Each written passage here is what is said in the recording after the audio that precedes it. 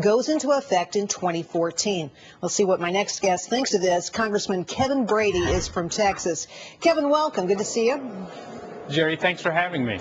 Now, we could probably have looked at any state in the union on this and found some similar issues with what doctors were going to do, but I want to show our viewers some numbers here about what Texas doctors said in a recent poll about what would they do given Medicaid cuts.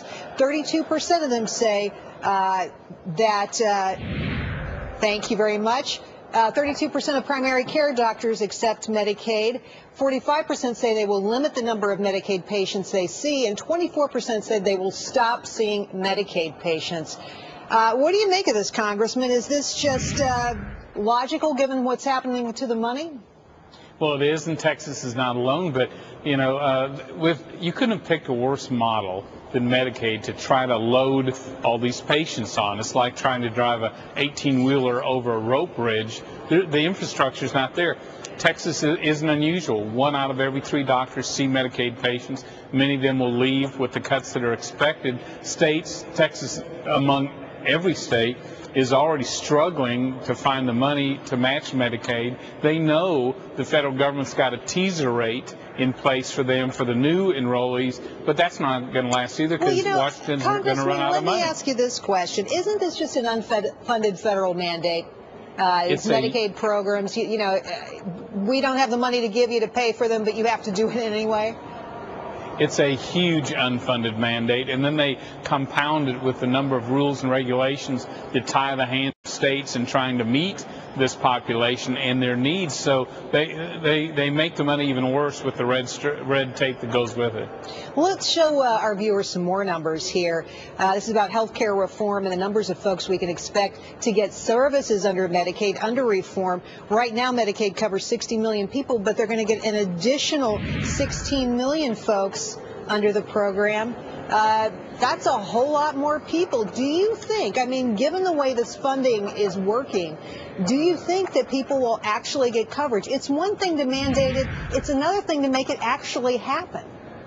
That's exactly right. The question is, will they be able to see a doctor near them at a time convenient to them when they need it the most? The answer is no, they won't. They don't under Medicaid today. It's going to get much worse. Well, what's the end game here? I mean, at the end of the day, are taxpayers going to be on the hook for higher taxes to cover this ever-increasing gap? Absolutely. They're going to get hit by the state that's scrambling to find money to do it. And then when the states reach their limit, which really they already are at, they're going to come to the federal government and they're going to want your federal tax dollars. So either way, the costs are going to explode.